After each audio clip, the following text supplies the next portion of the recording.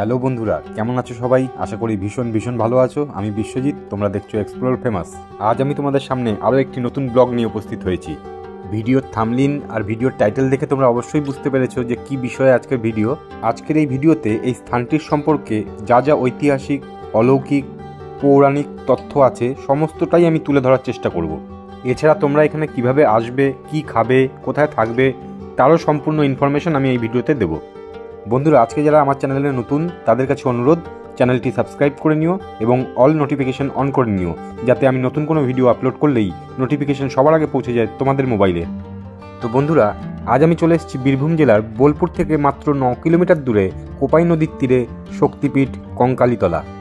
কেউ কেউ বলে থাকেন এটি হচ্ছে 28 নম্বর সতীপীঠ, আবার কেউ কেউ বলে থাকেন এটিই হচ্ছে ভারতবর্ষের শেষ সতীপীঠ। এই শক্তিপীঠের নাম কঙ্কালীতলা হওয়ার পেছনেও রয়েছে দুরকম মতামত। পীঠ নির্ণয়তন্ত্র অনুসারে এখানে সতীর অস্থি অথবা কঙ্কাল পড়েছিল, সেই কঙ্কাল থেকেই কঙ্কালীতলা নামকরণ করা হয়। আবার ভারতচন্দ্রের অন্নদামঙ্গল কাব্য অনুসারে এখানে সতীর কোমরের অংশ বা কাঁখাল পড়েছিল, তাই এর নাম হয়েছিল কঙ্কালীতলা। তোমরা যারা হাওড়া অথবা শিয়ালদা থেকে এই স্থানে আসতে চাও, তো তোমাদের জন্য কয়েকটি ট্রেনের নাম এবং টাইম টেবিল স্ক্রিনে দিয়ে দিলাম। হাওড়া থেকে এই স্থানের নিকটবর্তী রেলওয়ে স্টেশন প্রান্তিকের জন্য যে ট্রেনগুলি ছাড়ে তার মধ্যে একটি হলো গণদেবতা এক্সপ্রেস। হাওড়াতে টাইম হচ্ছে 6টা 5 এবং প্রান্তিক স্টেশনে পৌঁছায় 8টা 48 মিনিটে। এরপর আছে কৌলিক এক্সপ্রেস, যেটি হাওড়ায় টাইম হচ্ছে 8টা 55 এবং প্রান্তিক স্টেশনে গিয়ে পৌঁছায় 11টা 45। এছাড়াও আছে Jamalpur Kabiguru express, Visvabharati first passenger special.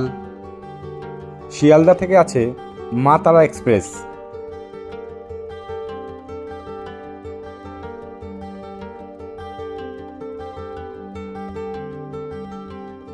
বন্ধুরা, এই সতীপীঠের সতী দেবী গর্ভা নামে প্রসিদ্ধ এবং এই নামেই পূজিত হয়ে আসছেন। এই মন্দিরের ঠিক পাশেই রয়েছে একটি জলাশয় বা কুণ্ড, যে কুণ্ডের জল নাকি কোনোদিনই শুকিয়ে যায় না। আর এই কুণ্ডের জলের নিচেই কতগুলি প্রস্তরখণ্ড নিমজ্জিত আছে, যেগুলোকে সাধকরা দেবীর দেহের অংশ হিসেবে মানেন।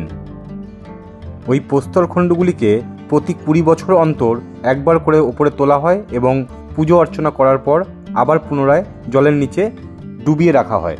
এই স্থানটির আধ্যাত্মিক গুরুত্বের পাশাপাশি প্রাকৃতিক সৌন্দর্য তোমাদের মনকে মুগ্ধ করবেই।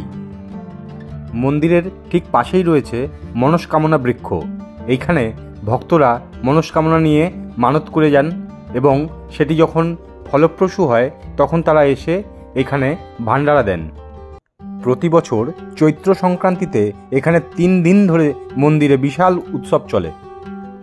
এই মন্দিরের ঠিক পাশেই রয়েছে মহাশ্মশান ও পঞ্চবটী বন। তবে এই মন্দির সৃষ্টির ইতিহাসে প্রথমেই কিন্তু মন্দির ছিল না, প্রথমে ছিল এই কুণ্ডটি, তারপরে এই কুণ্ডটির পাশে মন্দির নির্মাণ করা হয়েছিল। আজও এই কুণ্ডের জলে ভক্তরা নামতে সাহস পান না, তারা মনে করেন এখানে দেবী সতীর কঙ্কাল রয়েছে, তাই এই কুণ্ডে নামলে তাদের ক্ষতি হতে পারে। এটি তন্ত্র সাধনার জন্য খুবই একটি প্রসিদ্ধ পীঠ। এখানে বহু সাধু তন্ত্র সাধনার ফলে সাধক হয়েছেন। কথিত আছে এরকমই একজন সাধু স্বপ্নাদেশ পেয়ে এই পীঠের অস্তিত্ব খুঁজে পেয়েছিলেন। তারপর অন্য আরেক সাধু তিনিও স্বপ্নে আদেশ পেয়ে এই পীঠের পূজা শুরু করেছিলেন। বন্ধুরা, এখানে মন্দির নির্মাণ হলেও এখানে কিন্তু দেবীর কোনো মূর্তি পুজো হয় না। এর ভেতরে রয়েছে শ্মশানকালীর একটি বড় বাঁধানো ছবি, যাকে দেবী গর্ভারূপে পূজা করা হয়। এই মন্দিরের পাশেই রয়েছে কাঞ্চীশ্বর শিবলিঙ্গের মন্দির।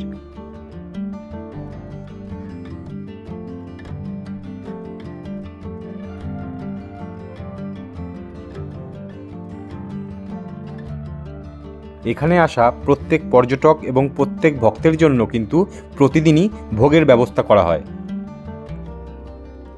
এই মন্দিরে এসে ভোগ গ্রহণ করতে গেলে আগেই অ্যাডভান্স 50 টাকা দিয়ে একটি কুপন সংগ্রহ করে নিতে হয়। তারপর এই হচ্ছে ভোগ প্রসাদ গ্রহণের ঘর, যেখানে একত্রিত হয়ে বহু পর্যটক এবং ভক্তবৃন্দ একসাথে বসে ভোগ প্রসাদ গ্রহণ করতে পারে।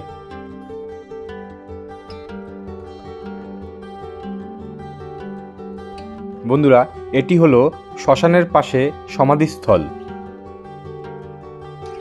বন্ধুরা, আজকের ভিডিও এই পর্যন্তই।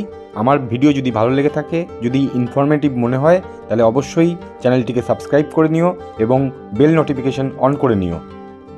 ভিডিওটি ভালো লাগলে অবশ্যই লাইক করো, শেয়ার করো এবং কমেন্টসে জানিও তোমাদের কী ধরনের ভিডিও ভালো লাগে।